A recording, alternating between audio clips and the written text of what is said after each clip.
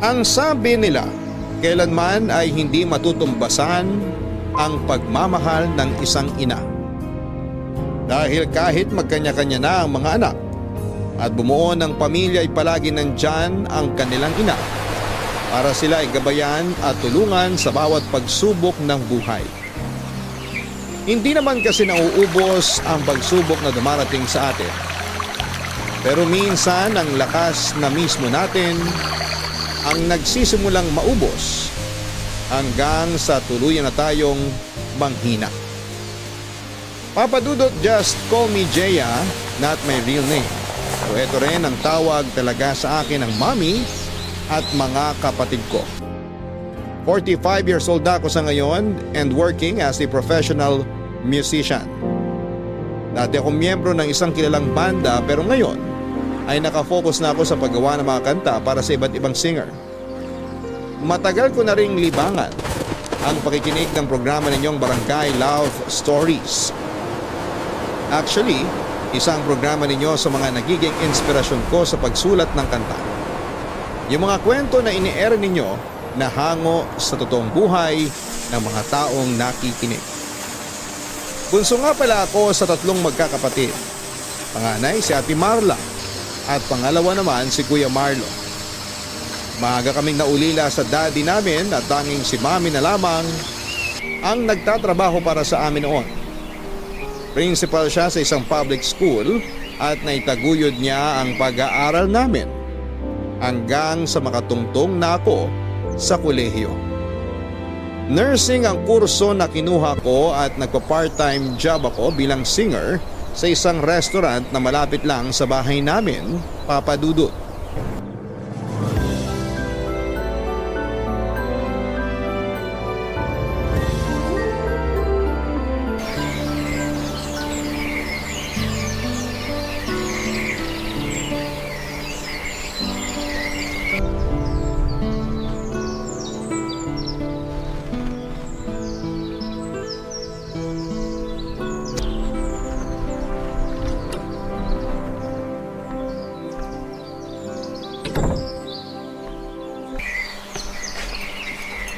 Hi, Mami!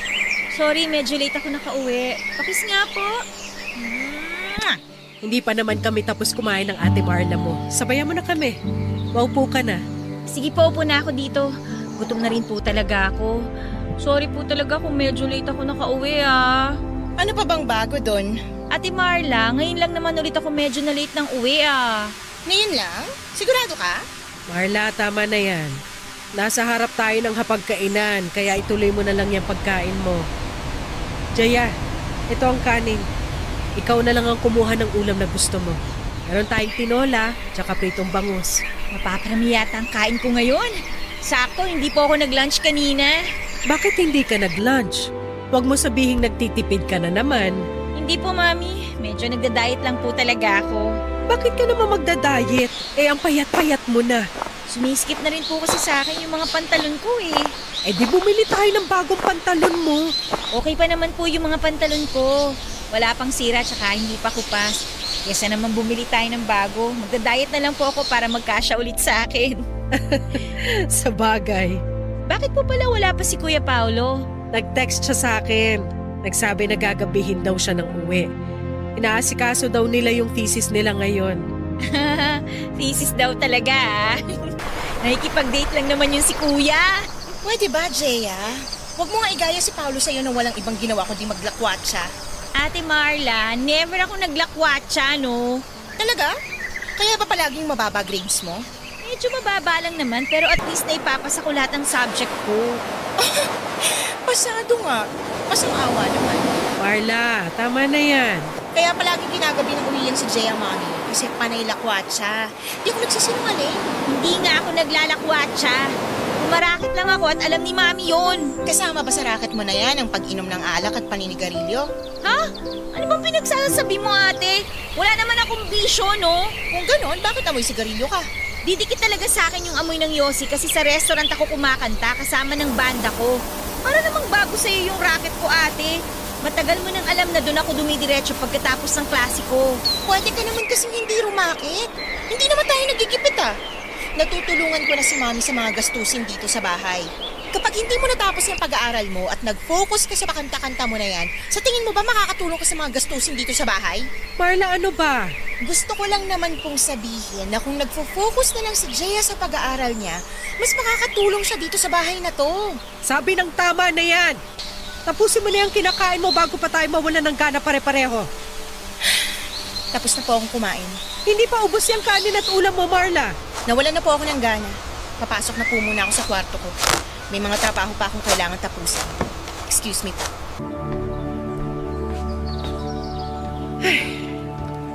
Pagpasensyahan mo na lang muna ang ate mo. Pagod lang yun sa trabaho. Kahit naman po hindi siya pagod sa trabaho, alam ko naman na disappointed siya sa akin. Hindi disappointed sa iyong ate mo. Nagkataon lang na magkaiba kayo ng hilig sa buhay. Ganun naman talaga yun, di ba? Hindi tayo pare-pareho ng hilig, kaya may mga bagay tayong hindi pinagkakasunduan. Basta, palagi akong proud sa lahat ng ginagawa mo. Maniwala ka.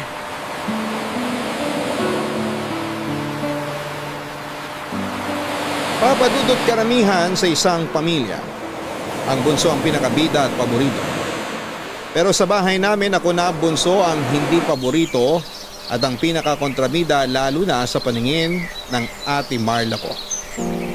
Palagi na lamang akong walang ginagawang tama noon sa paningin niya. Pati nga yung pangarap ko na maging singer, inaharangan niya palagi. Sinunod ko na nga yung gusto niya na kumuha ng course na nursing. Pero pinapakialamanan niya pa rin ang pagsali ko sa band na noon. Nangako naman ako na hindi ko pababayaan ang pag-aaral ko pero bawat kilos ko ay mali na kaagad sa paningin niya. Palibhasa kasi. Graduate siya na magna cum laude at naging successful na arkitekto para mataas ang tingin niya sa sarili. Si Kuya Paulo naman ay palaging walang komento kapag may mga oras na nagtatalo kami ni Ate Marla. Siguro kasi ayaw niya na sa kanya mabaling ang sermon ng ate namin. Mabuti na lang talaga sa kabila ng pagiging kontrabida ni Ate Marla sa buhay ko. Nandun si Mami na palaging tagapagtanggol ko at #1 supporter sa pagkanta ko. Sabi nga niya kay daddy ko raw na mana ang galing sa pagkanta. Yun din daw ang dahilan kung bakit na in love siya kay daddy noon. Dahil sa ganda ng boses nito at sa tuwing narinig niya akong kumanta, naalala niya lagi sa akin si daddy. Kaya naman sinusuportahan niya talaga ang pagkanta ko. Lalo na noong nagdesisyon ako na huminto na sa pag-aaral at mag-focus na lamang sa pagkanta. Kasunod noon ay ang pag-alis sa bahay namin para tumira sa isang apartment kasama ang kabanda ko.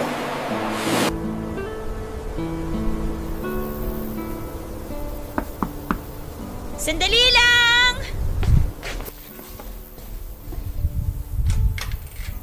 Oh, Mami! Good morning, anak. Good morning, Mami! Pasok po kayo. Salamat. Ang aga niyo naman po yatang napadaan dito sa apartment namin. Wala kasi akong ibang lakad ngayon, tsaka na may miss na kita. Ito nga at may dala kong almusal para sa'yo. Ito ilalapag ko na sa lamesa, ha? Alam kong namimiss mo na tong special sinangag ko at homemade tocino. Wow! Sobrang na-miss ko yan, Mami! Sakto po kasi hindi pa rin talaga ako nag-aalmusal. Sabay na po tayong kumain, Mami. Upo kayo. Sige, anak. Pasensya na, Mami, ha. Medyo makalat kasi hindi pa po ako nakakapaglinis ng apartment. Kaalis lang din po kasi nung kabanda ko para umuwi sa bahay nila eh. Hindi naman masyadong makalat dito kung tutuusin. Pero medyo tanghali na. Bakit hindi ka pa nakapag-almusal? Katatapos ko lang din po kasing maglaba. Ikaw ba naglalaban ng lahat ng mga damit mo? Opo. Ang dami ko nga pong nilaban ngayon kaya napagod talaga ako. Ay teka, ihain ko lang po itong dala ninyo. Bakit hindi ka na lang magpa-laundry para hindi ka na napapagod ng ganyan? Hindi naman po ako napapagod masyado. Tsaka para makatipid rin po sa mga gastusin dito sa apartment. Ito ang plato niyo, Mami. Salamat, anak. Binuksan ko na rin itong mga lalagyan ng sinangag at tocino na dala ko. Namiss ko talaga tong luto niyo, Mami. Dadamihan ko yung kain ko ha. Pagsasabihin ko na rin yung almusal at tanghalian para 2-in-1 na. Kailangan mo talagang kumain ng marami kasi ang laki ng pinayat mo mula nung lumipat ka rito. Talaga po ba? Pumayat na ako? Oo! Masyado mo na yatang napapabayaan ang sarili mo eh. Hindi naman po. Medyo stress lang din po kasi sunod-sunod yung gig namin eh. Mukhang hindi ka na nakakapagpahinga ng maayos, Jeya. Bakit kasi hindi ka na lang umuwi sa bahay natin para naaasikaso kita ron? Ay naku mami, may stress lang po ako sa bahay. Alam niyo naman po na hanggang ngayon, inis pa rin sa akin si Ate Marla kahit 1 taon nang nakalipas mula nung huminto ako sa pag-aaral. Palagi lang ring mainit ang ulo niya dahil sa trabaho. Baka ang ibig niyong sabihin, palaging may init ang mata niya sa akin kasi lahat ng ginagawa ko mali sa paningin niya. Kaya ang dami niya kagad puting buhok eh. Masyado kasi siyang seryoso sa buhay. Yayain niyo nga po mag-zumba para mag-enjoy naman siya kahit papano. Huwag kang mag-alala. Gagawin ko yung suggestion mo. Yayayain ko siya sa susunod na linggo para naman makapag-exercise din siya. At para po hindi na madagdagan ng wrinkles niya sa muka, mas matanda na nga po siyang tingnan sa inyo, Mami. Uy, grabe ka na sa ate mo.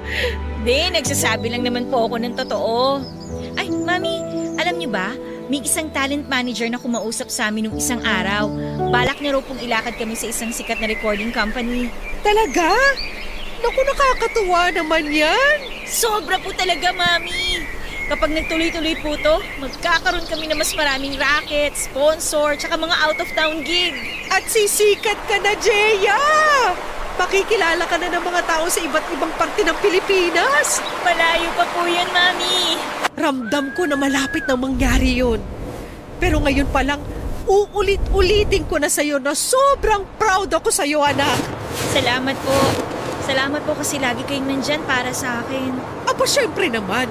Ako yata ang #1 fan ng anak kong mahusay kumanta.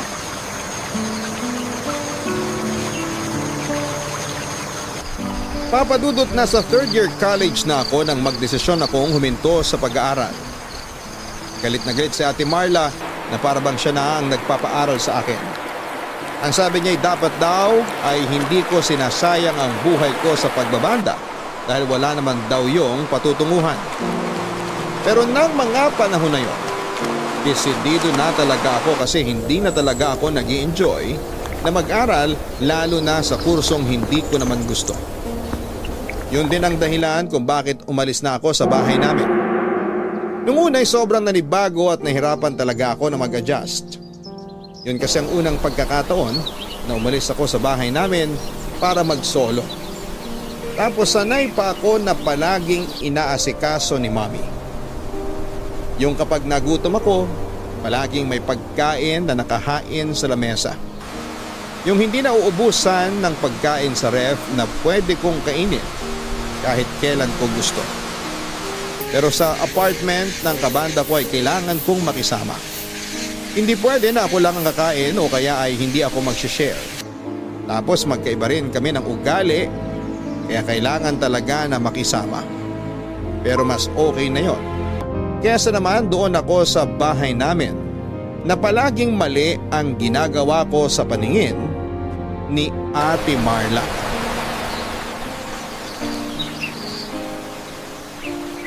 Papadudot nang pumirma kami ng kontrata sa isang recording company, nagsimulang dumami ang racket namin ng banda ko.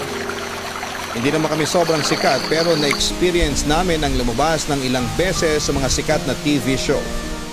Halos nalibot na rin namin ang buong Pilipinas at nagkaroon din kami ng chance na makatugtog sa ibang bansa. Halos may kanya-kanya na rin kaming buhay noon ng mga kapatid ko. Ang kuya Paulo ko ay may asawa at anak na kaya nakabukod na ng bahay. Si Ate Marla, engaged na noon sa long-time boyfriend niya at madalas na doon tumutuloy sa bahay nito na malapit sa pinagtatrabahuhan niya. Si Mommy naman ay nag-retire na sa pagiging principal niya sa public school. Kaya madalas na nasa bahay na lamang siya. Naging mga busy na talaga kami noon lalo na sa pagkayod para sa mga sarili namin. Hindi naman kami naghihirap, papadudot, pero siguro may gusto lang kaming patunayan sa mga sarili namin. na kaya naming mabuhay nang hindi umaasa sa ibang tao. Kaya naman papadudod sa ilang taon na lumipas ay masasabi ko na halos umikot ang mundo namin nang magkakalayo sa bawat isa.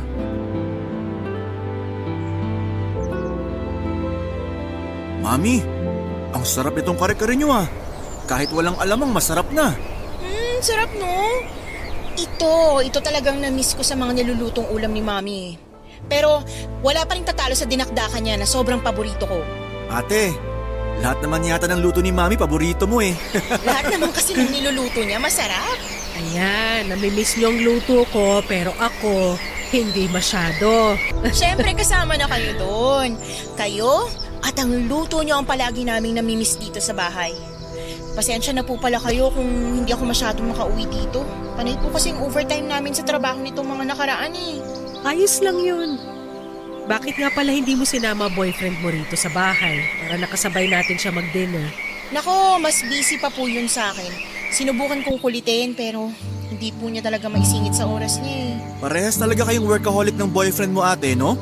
Mas workaholic yun sa akin. Swerte na nga makalimang oras ng tulog yun sa gabi kasi hanggang sa bahay, dinadala niya mga trabaho niya. Mami! Sorry, late ako nakarating. Sobrang na-miss ko kayo, Mami. Payakap mo sa Mami ko. Ang higpit ng yakap pa.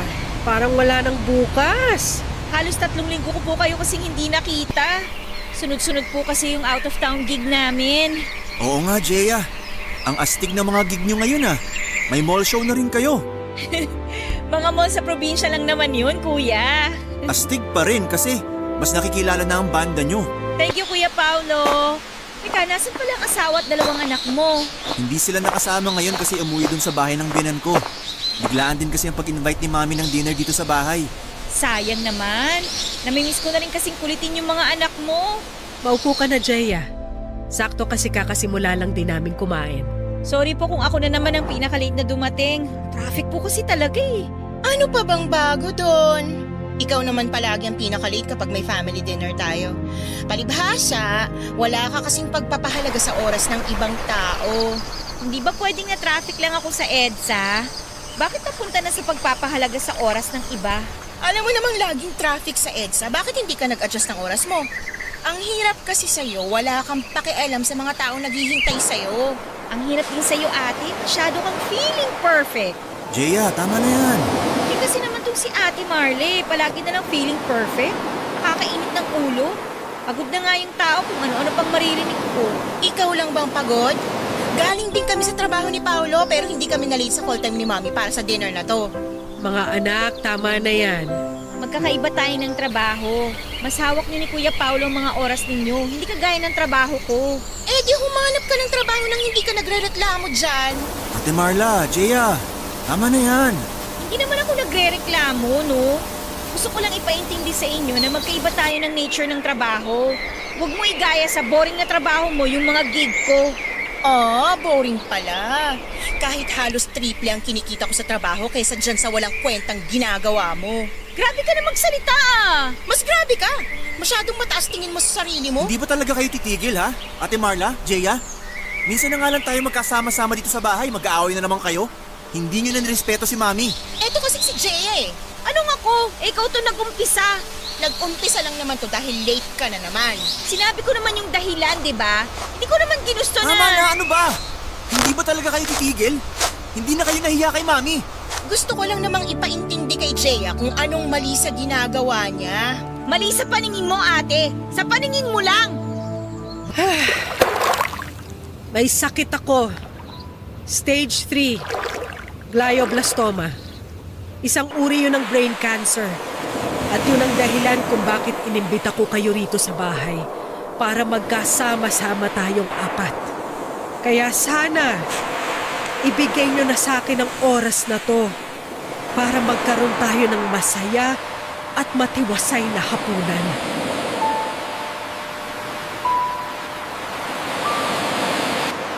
Papadudod sabay-sabay kaming natahimik na 3 sa biglang sinabi ni Mami. Agad na nanikip ang dibdib ko nang marinig ko ang sinabi niya tungkol sa sakit niya. Hindi ako makapaniwala lalo na noong mahinahon niya pa yung sinabi sa amin. Una, ang rehistro sa utak ko ay nagbibiro lamang si Mami. Gusto ko talagang isipin na biro lang ang lahat. Pero kilala ko ang nanay ko. Hindi siya kailanman gagawa ng kahit na anong biro tungkol sa bagay na yon. Kaya sobra kong pinigil ang luha ko ng mga oras na yon. Nag-guilty rin ako kasi inisip ko na dapat ay hindi ako na late sa dinner namin na yon, Papa Dudut. Na dapat ay mas inagahan ko pa ang uwi sa bahay dahil minsan lang kaming imbitahan ni Mami na kumain ng sabay nang walang kahit na anong okasyon. At dapat ay nagtimpi na lamang ako para hindi kami nag-away ni Ate Marla. Doon ko lang na-realize kung bakit madalas akong tawagan o i-text ni Mami para kumustahin noon. Akala ko ay nami-miss niya lamang ako kaya niya ginagawa yon. Yun pala ay may iba na siyang mas malalim na kadahilanan. Pero pagkatapos ng gabi na yon, ay hindi na kami nag-aksaya pa ng oras. Sinamahan namin si Mami sa mga follow-up check-up niya hanggang sa magsimula na ang chemotherapy niya. Wala namang problema sa pera dahil kaya naming mag-share para sa mga gastusin.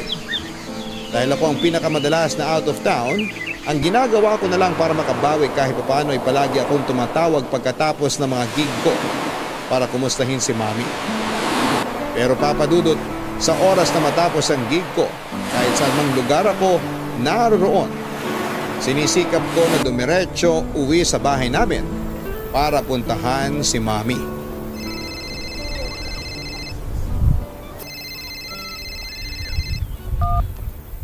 Hello, Kuya. Jaya, tumatawag ka ba kanina? Nakita ko kasi na may missed call ka sa phone ko. Oo, Kuya. Tumawag ako kasi pauwi ako ng bahay. Itatanong ko sana kanina kung anong gusto ni Mami ng merienda. Pero nung hindi ka sumasagot, bumili na lang ako ng ginataang bilo-bilo. Sakto. Favorite ni Mami yan.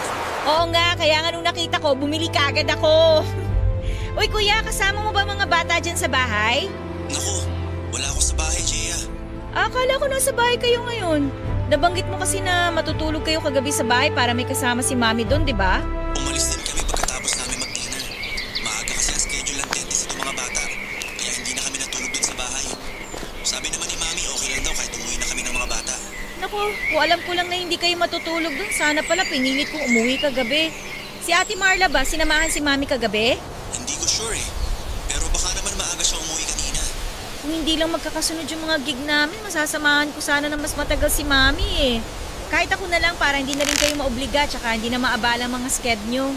Pasensya na kasi kinailangan talaga naming umalis ng bahay kagabi kasi kasama ko ang mga bata. Jaya, kailangan ko na palang ibaba tong tawag kasi paalis na rin kami ng mall ng misis ko at mga anak namin. O sige kuya, nasa tapat na rin naman ako ng gate ng bahay natin. Papasok na rin ako sa loob. Mag-ingat kayo ha. Bye! Sana nasa loob ng bahay si Ate Marla para naman may kasama si Mami. Mami! Nandito na ako! Jaya, nandito ako sa kusina. May dala akong ginataang bilo-bilo. Lagay ko na dito sa lamesa ha. Mami, anong ginagawa nyo? Naglilinis ako ng lababo pero patapos na rin naman ako rito. Magbabanlaw na nga sana ako ng mga kamay nang dumating ka. Pero bakit kayong gumagawa niyan? Sino ba ang dapat na gumawa nito? Wala naman akong kasambahay dito. Ayaw nyo naman po kasi ikuha namin kayo ng kasambahay na makakasama dito sa bahay eh. Hindi ko rin naman kailangan pa ng ibang tao na makakasama rito. Nasaan po ba si Ate Marla? Di man lang kayo tinutulungan sa paglilinis sa lababo. Sa Lunes pa raw siya makakauwi dito sa bahay. Kasi nasa Batangas siya hanggang Linggo para sa seminar nila sa trabaho. Sana po hinintay nyo na lang ako para ako na po ang gumawa niyan. Anak, alam kong may sakit ako pero hindi ako baldado. Naigagalaw ko pa lahat ng parte ng katawan ko. Kaya hindi mo kailangan na mag-alala sa akin ng ganyan. Ayoko lang po kasi na masyado kayo napapagod, Mami. Tsaka madalas ba talaga na wala kayong kasama dito sa bahay? Medyo. Kasi syempre, busy na rin ang Kuya Paolo mo sa pamilya niya. Si Marla naman, Kakapromote lang sa trabaho kaya hinahayaan ko na lang din na hindi muna umuwi dito sa bahay. Nahihirapan kasi siya sa biyahe. Kapag dito pa siya nanggagaling, papunta sa opisina niya. Pero ayos lang naman ako, anak. Huwag mo ako masyadong alalahanin. Ay, hindi na po talaga ako masyadong mag-aalala sa inyo mula ngayon, Mami. Kasi uuwi na po ulit ako dito sa bahay natin. Dito na po ulit ako titira. Para kahit naman papano, tuwing wala akong trabaho, may kasama kayo dito.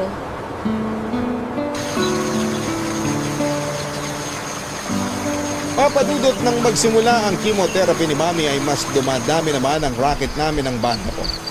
Nagkaroon pa kami ng mas maraming out of town na mga gig at mas lumaki ang bayad sa amin. Hindi ko naman pwedeng basta na lamang bitawan ang mga gig na yon dahil matagal na yung nakaschedule at kailangan ko rin ng perang pandagdag sa mga panggastos para kay Mami. Pero sinisigurado ko, palagi akong tumatawag kay Mami, Papadudot. Hindi ko inaasahang madalas pala na walang kasama si Mami sa bahay na labis kong pinag-alala.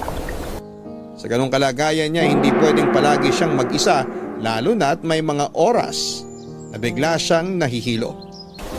Mabuti na lang talaga at wala na kaming masyadong gig sa malalayong lugar noon.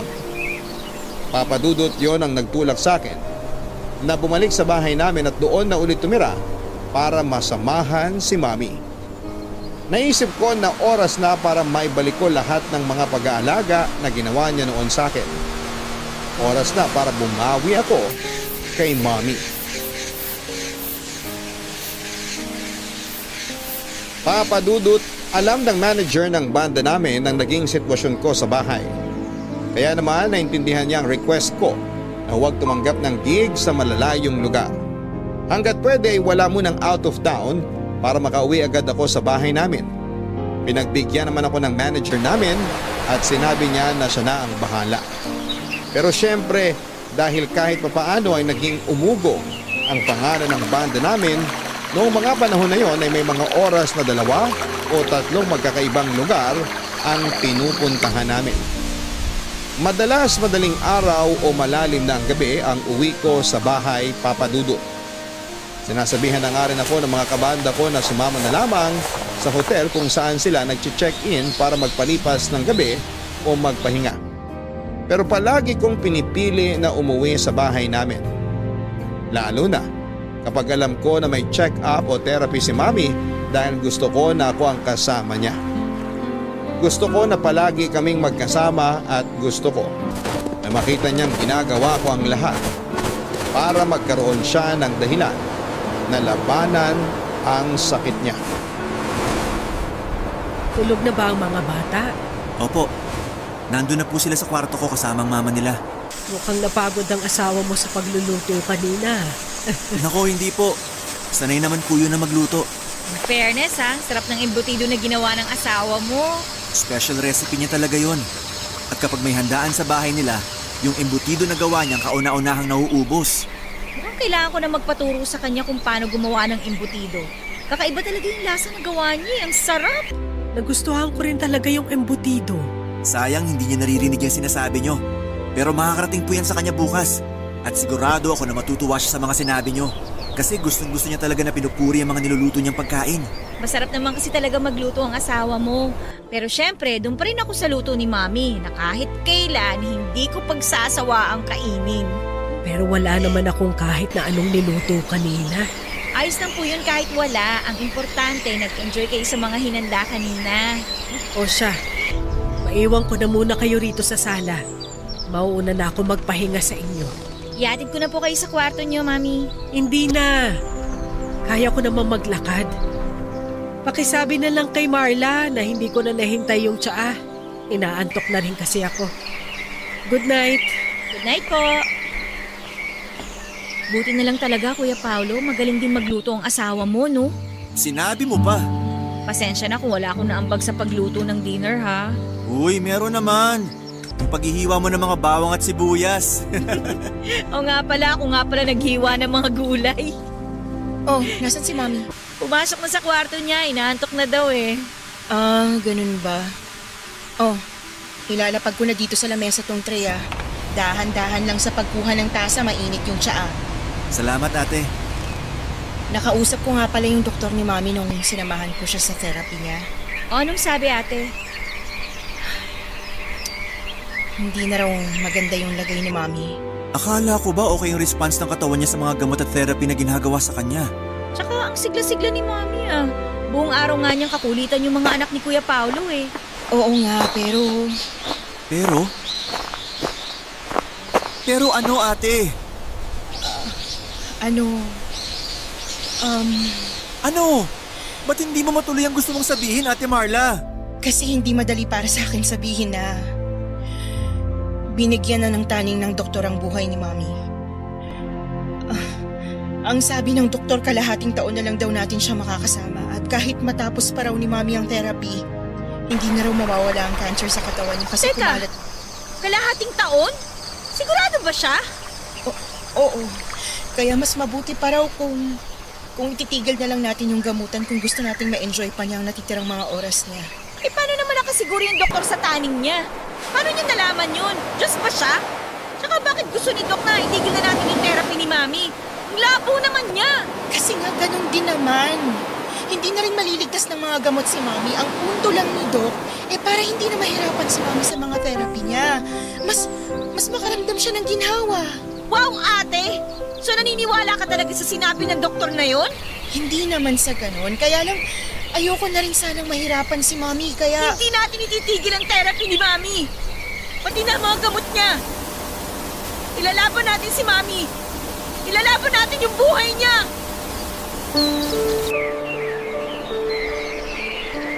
Papadudod sa bawat therapy ni Mami ay never kong narinig sa kanya na nahihirapan na siya. At gusto na niyang itigil ang lahat. Kahit na nakikita ko ang malaking pagbabago sa katawan niya.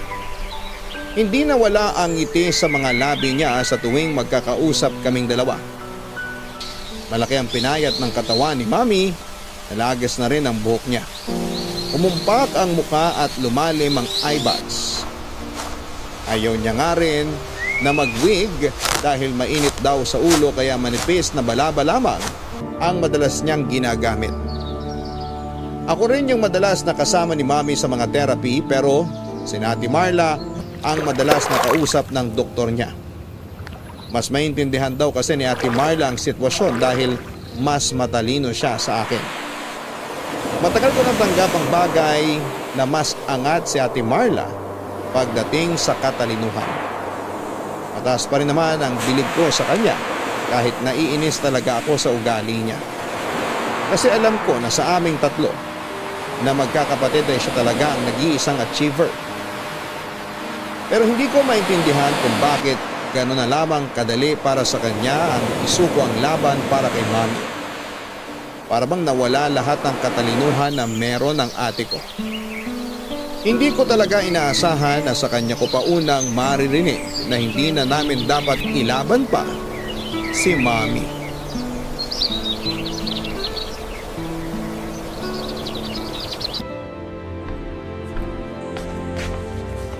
Mami, ano pong gusto niyong merienda? Hindi pa naman ako nagugutom, anak. Sigurado po kayo? Oo, busog pa naman ako. Naparami ang kain ko kaninang tanghalian natin. Nakakatuwa nga po, ang dami niyong nakain kanina. Sabihan niyo na ako kung anong gusto niyong kainin mamaya pag nagutom kayo, ha? Sige, sabihan kita agad. Ano po palang ginagawa niyo? Halika, Jeya. Tabihan mo ako dito sa sofa. Samahan mo ako na tignan ng mga to. Ano po ba yan, Mami? Nakita ko kasi sa kwarto kanina tong maliit na photo album. Sobrang luma na yan, Mami, ah. Oo, field trip pa to ng mga kapatid mo. Noong nasa elementary sila. Sinama ka namin. Ay, naalala ko po itong isang picture na to, Mami. Yan, yung nasa butterfly garden tayo. Oo nga po. Tapos, palagi akong sinusundan ng mga paru-paro. Kayong dalawa ng Kuya Paulo mo, ang palaging sinusundan ng mga paru-paro nung nandun tayo. Nung una nga po natatakot ako pero nung matitigan ko yung paru-paro, ang gaganda po pala talaga nila. Lalo na yung mga kulay, ang titingkad. Tignan mo tong picture na to, oh. Kuhang-kuha ang pagkamangha niyo sa mga paru-parong nakadapo sa mga kamay niyo ni Paolo. Tuwang-tuwa ako na kunan kayo ng mga picture noon. May picture din po tayo ditong 4 na magkakasama. Ang ganda po ng mga ngiti natin dyan, oh. Mukha tayong masaya lahat sa picture na yan. Kahit 6 na buwan pa lang ang nakakalipas, mula nang mawala ang daddy mo. Oo nga po, Mami. Kaya wala na rin po ako masyadong maalala tungkol sa kanya. Alam mo, sa totoo, namimiss ko na ang daddy mo, anak. Sigurado mo matutuwa yung kapag nagkita na kami ulit. Mami, ano ba naman yung sinasabi niyo? Hindi pa po kayo magkikita ni Daddy. Matagal pa po namin kayo makakasama. Hindi ko naman sinabi na bukas na kami makikita. Pero hindi pa po kayo pwedeng magkita ni Daddy. Naniniwala akong nagagaling pa kayo. Sa totoo lang, anak, minsan gusto ko na lang maging paru-paro. Gusto ko na maging malaya, kagaya ng mga paru-parong nandito sa litrato. Malaya sa lahat ng gulo dito sa mundo at sa sakit na meron ako ngayon. Akala ko po ba lalaban kayo para sa amin? Akala ko po lalaban kayo para sa akin. Yun naman ang ginagawa ko ngayon, anak. Lumalaban pa rin ako pero nahihiya na kasi ako sa inyo. Nararamdaman at nakikita ko kasi na napapagod na rin kayo sa pag-aalaga sa akin. Hindi kami napapagod, Mami. Wala napapagod sa amin. Ayoko nang maging pabigat sa inyo. Kahit kailan, hindi po kayo naging pabigat sa amin. Pero, Jeya, Basta po, Mami, lumaban po kayo. Please. Lumaban kayo kasi pilit kaming lumalaban para sa inyo.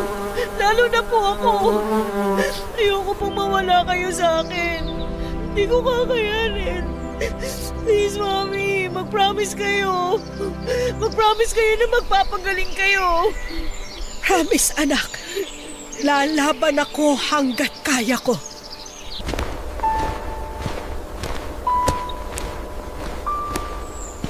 Papadudot nang makausap ko ang doktor ni Mami, sinabi niya sa akin na napakaliit na ng chance na mawala ang cancer niya lalo't umakyat na ito sa stage 4. Pero ang mas masakit doon ay nang marinig ko rin mula sa doktor mismo na wala ng 1 taon ang itatagal ng buhay ni Mami. Gusto kong magalit sa kanya ng mga panahon na yon dahil isip-isip ko ay wala siyang karapatan. Nabigyan ng taning ang buhay ng nanay ko. Hindi siya Diyos para malaman kung hanggang kailan na lamang mabubuhay ang isang tao. Isa pa'y malakas ang loob ni Mami na nakikita ko sa kanya na gusto niya pa rin lumaban para makasama kami ng mga anak niya. Gusto niya na makita ako na inaabot ang pangarap ko. Nang magkakwentuhan nga kami ni Mami tungkol sa mga litrato sa photo album na hawak niya, bumalik sa alaala ko ang lahat ng pag-aalaga na ginagawa niya sa akin noon. Ang pinakapaborito ko sa lahat ay nang ipasyal niya kaming magkakapatid noong mga bata pa kami sa isang butterfly garden. Kalahating taon pa lang noon ang nakakalipas mula nang mamatay si Daddy at may lungkot pa rin sa puso ko ng mga oras na yon. Pero sinabi ni Mami na naging paru-paro na raw si Daddy, na malaya sa lahat ng sakit na meron siya noon. Sinabi niya na nasa masayang lugar na raw si Daddy at lumilipad na parang isang paru-paro. Pero papadudot ng mga oras na kausap ko si Mami habang hawak niya ang photo album, alaala ng masayang kabataan ko. Nangako ako sa sarili ko na hindi ko siya bibitawan hanggat kaya ko.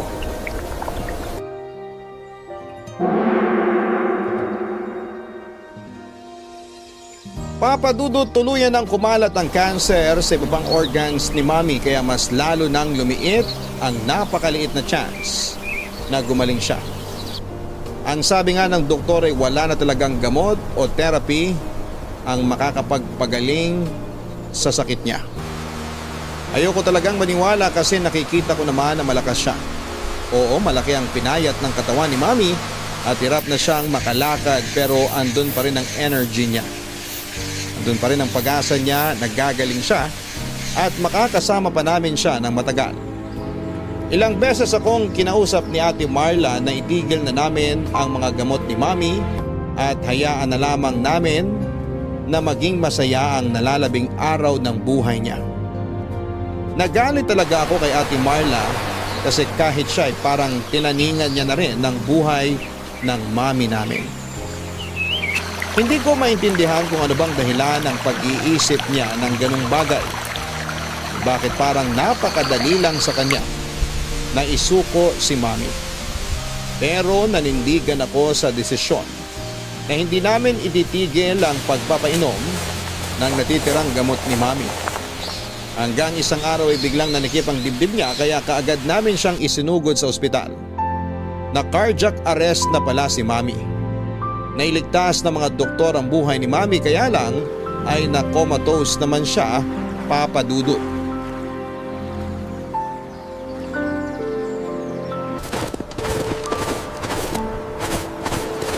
Tagal namang mag-usap ni Ate Marla tsaka ng doktor ni Mami. Hindi pa tayo dito sa labas ng ICU ah. Kumalma ka lang, Jeya. Paano ako kakalma kung alam natin comatose na si Mami? Pero hindi rin naman makakatulong kahit magwala pa tayo dito. Alam mo yan, Jeya. Kaya wala tayong ibang magagawa kundi piliting ikalma ang mga sarili natin. Natatakot kasi ako, Kuya Paolo eh. Natatakot ako na baka mawala na sa atin si Mami. Hindi ko pa kaya. Ayoko pa. Hindi mangyayari yan, Jeya. Sabi ni Mami nung last dinner na magkakasama tayo, lalaban siya para sa atin ng mga apo niya. Kaya alam ko na lalaban pa rin siya hanggat kaya niya. At kailangan na matatag tayo sa oras na magising siya. Kailangan na matatag ka, Jeya. Oo, Kuya. Magiging matatag ako para kay Mami. Lumabas na si Ate Marla at ang doktor. Palapit na rin si Ate Marla dito sa atin. Salubungin na natin siya. Sige, Kuya. Ate Marla, anong sabi ng doktor? Ang sabi ng doktor, kumalat na talaga ang cancer sa utak ni Mommy. Pero magigising pa naman siya, di ba? Ate, ano? Bakit hindi ka magsalita? Magigising pa naman si Mami, di ba? Makakausap pa natin siya. Makakasama pa rin natin siya, di ba? Makina na lang ang dahilan kung bakit humihinga pa si Mommy ngayon at kapag nagdesisyon tayo na itigil na... Anong ititigil? Anong desisyon? Wala tayong dapat na itigil, Ate Marla! Tsaka bakit ba ayaw mo sagutin yung mga tanong ko? Kasi alam ko namang alam mo na kung anong mga sagot sa tanong mo, Jeya. Sobrang liit na lang ng chance na magising si Mommy. Pero may chance pa rin! May chance pa rin na magising pa rin si Mami! At hindi ko bibitawan ang chance na yon! Ate Marla, kung tungkol sa mga gastusin dito sa ospital, pwede naman natin pagtulong-tulungan yun, di ba? Kakayanin natin i-cover lahat ng gastusin dito! Tapos ano? Pahihirapan na naman natin si Mommy. Si Mami ang nagsabi sa atin noon na gusto niyang lumaban para sa atin. Para mas makasama pa niya tayong lahat. Bakit ba palagi napakadali para sa iyo yung bitiwan siya, ha? Jeya, Ang tigas naman ang puso mo, Ate Marla! Parang hindi ka anak ni Mami para maisip mo na bitawan na lang siya basta-basta! Hindi rin madali sa akin ang lahat, Jeya. Palibasa ikaw, wala ka nang ibang inisip kundi ang sarili mo. Hindi mo ba nakikita kung gaano nahihirapan si Mami para lang lumaban ng dahil sa pangako niya sa atin? Jeya, ang payat-payat na ni Mami.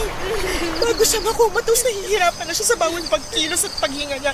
Pero tinitiis niya lahat dahil lahat kayo pinipilit na ipagpatuloy ang gamutan niya. Ate Marla. Kung ang tingin niyo sa akin matigas ang puso ko na wala akong kwentang anak at utang na loob, ayos lang. Kasi ang gusto ko lang naman, ma-enjoy pa sana ni Mami ang natitirang oras niya sa mundong na lang hindi siya masyadong nahihirapan. Pero wala sa inyong nakaisip mo dahil ang selfish niyo lahat.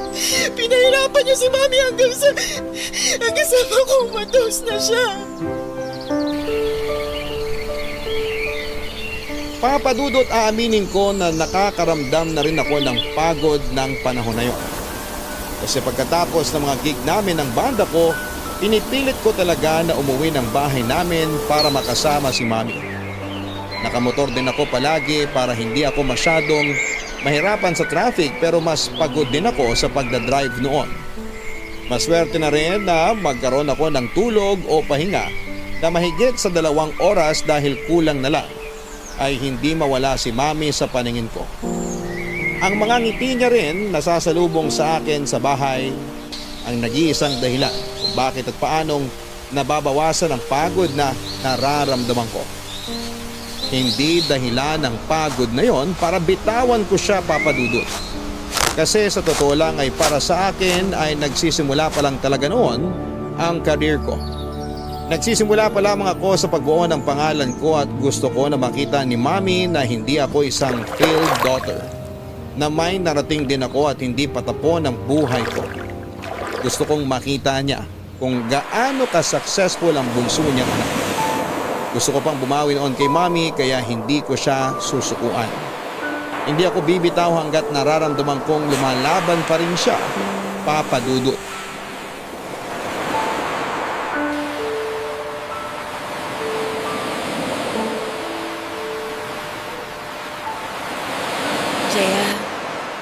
Jaya, gising na. Ate Marla, sorry ha. Nakatulog pala ako dito sa may tabi ni Mami. Kanina ka pa ba? Kadarating ko lang. Gusto mo bang umuwi muna sa bahay para makapagpahinga ka na maayos? Hindi ate, ayos lang ako dito. Eto nga palang kape, dinalan kita. Salamat. Iinumin ko na lang mamaya. Parehas nga pala kayo ni Mami, pinapalamig muna ang kape bago inumin. Gusto kasi namin na diretso na kagad na maubos yung kape kaya hinihintay muna naming lumamig. Parehas naman kami ni Paolo na namana kay Daddy na kahit nakakapasok pa ang init ng kape, inuunti-unti agad naming inumin. Jaya, alam ko na hindi talaga tayo masyadong close pero mali ka sa iniisip mo na matigas ako. Na matigas ang puso ko. May isang beses kasi na nagkausap kami ni Mami. Ang sabi niya, napapagod na raw siyang magpagamot. Napapagod na siyang lumaban. Sinabi niya yun? Oo. Sinabi niya pagkatapos ipaalam sa atin ng doktor na hindi napigilan ng cancer na kumalat sa ibang organs niya. Tapos tinanong ko siya kung gusto ba niyang itigil ng therapy niya at ang mga gamot na iniinom niya. Anong sagot niya? Ang sabi niya, hindi raw. Kasi alam niyang ayaw niya ni Paolo. Ayaw niyang itigil ang pagpapagamot niya. Sigurado raw kasi siya na gusto niyang lumaban pa siya kaya ganun daw ang gagawin niya kahit nahihirapan na siya. Nahihirapan din ako pero ayoko nang mas mahirapan pa si Mami. Kaya sinabi ko sa inyo noon na itigil na natin lahat na ginagawa sa katawan niya para lang humaba pa ang buhay niya. Pero ang sabi ng doktor, pwede pa naman lumagising si Mami. Oo, napakaliit ng chance, pero pwede pa. Kasi hindi pa naman siya bumibitaw eh. Lumalaban pa rin siya sa mga oras na to. Lumalaban na lang siya para sa atin at hindi para sa sarili niya, Jaya. Alam ko na nakikita mo na kahit nakangiti ang mga labi ni Mami, nahihirapan na siya. Nahihirapan na si Mami pero hindi siya bumibitaw dahil sa atin. Dahil sa'yo. Hindi naman talaga matigas ang puso ko. Ayoko rin mawala si Mami pero ayoko na siyang mahirapan pa. Gusto ko na siyang magpahinga. Hindi ko alam, Ate Marla. Kasi sa totoo lang, hindi ko alam kung kakayanin kung mawala si Mami. Lahat naman tayo nahihirapan. Pero sana, maisip mo na habang patuloy tayo naghihintay na magising si Mami, patuloy din siyang nahihirapan para sa atin. Jaya, hindi talaga madali to pero baka oras na. Oras na para bumitaw tayo. Hindi, ayoko! Hindi bibitaw! Hindi ko susukuan si Mami! Kung pagod na kayo, sige! Umalis na kayo lahat!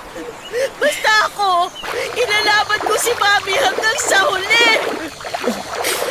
Sige, lalabas na muna ako para kausapin ng doktor ni Mami. Mami! Mami! Alam ko naririnig mo ko. Alam ko na nararamdaman mo ang higpit ng pagkakahawak ko sa kamay mo. Mami! Sobrang miss na kita. Yung mga yakap mo, mga kwento mo, tsaka yung mga ngiti mo. Mami, gigising ka pa naman, di ba? Kasi babawi pa ako sa'yo eh. Makikita mo pa ako na kumakanta sa mas malaking stage. Makikita mo pa ako na inaabot yung mga pangarap ko. Eto pa lang ako. Nagsisimula pa lang tayo, kaya please, gumising ka na.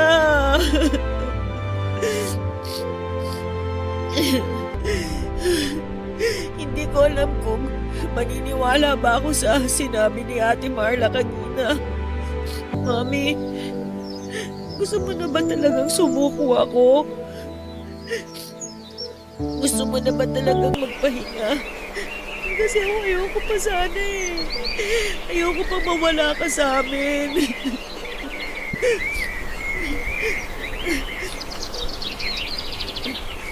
Paru-paro? Mami, tingnan mo. May paru-paro dito sa braso mo. Ang ganda ng kulay niya. Sigurado ako matutuwa ka sa kanya kasi...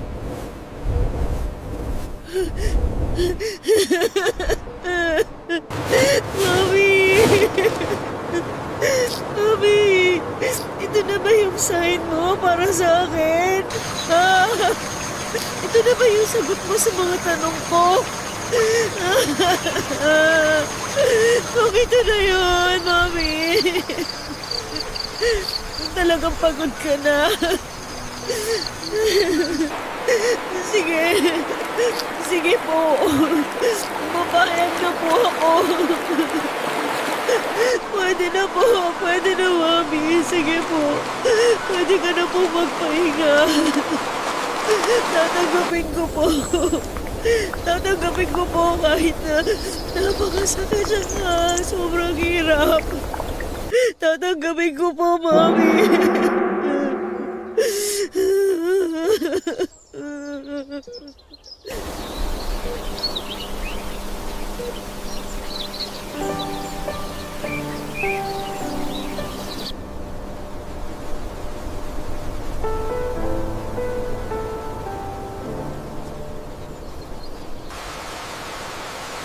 Papadudot, wala sa bukabularyo ko noon ang salitang pagsuko sa kalagayan ni Mami.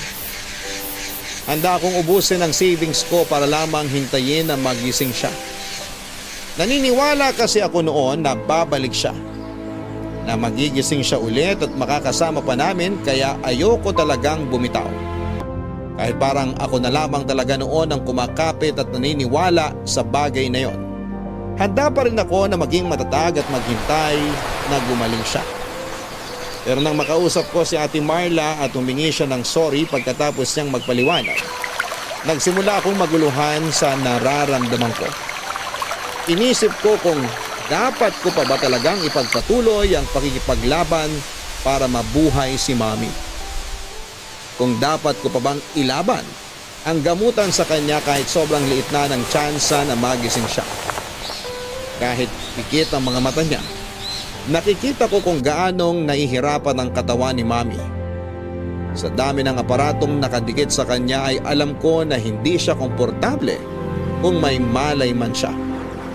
Pero gusto ko pa rin siyang ilaban. Gusto ko pa rin siyang makasama ng mas matagal. Pero ang hindi ako sigurado ay kung yun din ba ang gusto niya na mangyari noon. Papadudot, humingi ako ng sign kay Mami kung gusto niya na bang bumitaw ako.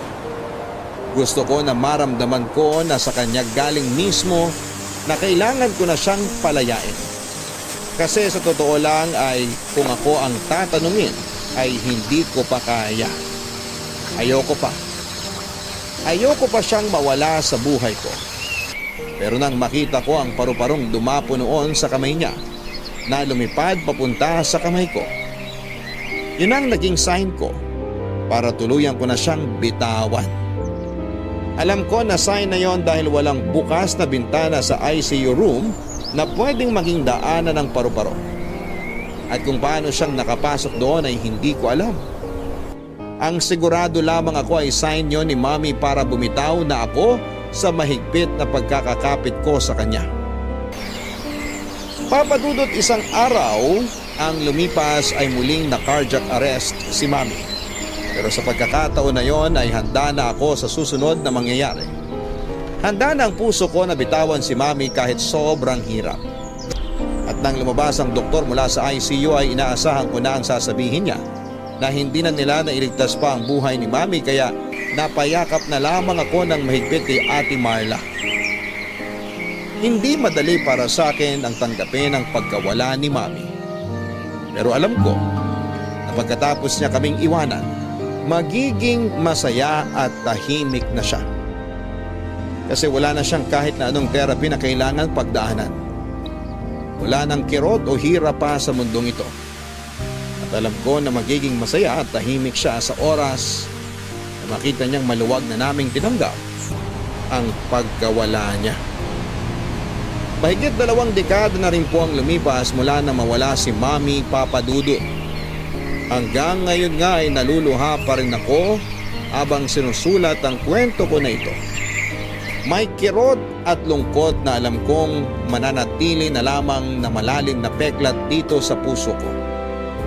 Ang mahalaga ay natanggap ko na ang pagkawala ni Mami at sigurado ako na masaya siya kasi natupad ko na ang mga pangarap ko at naging mabuting asawa at ina rin ako na kagaya niya.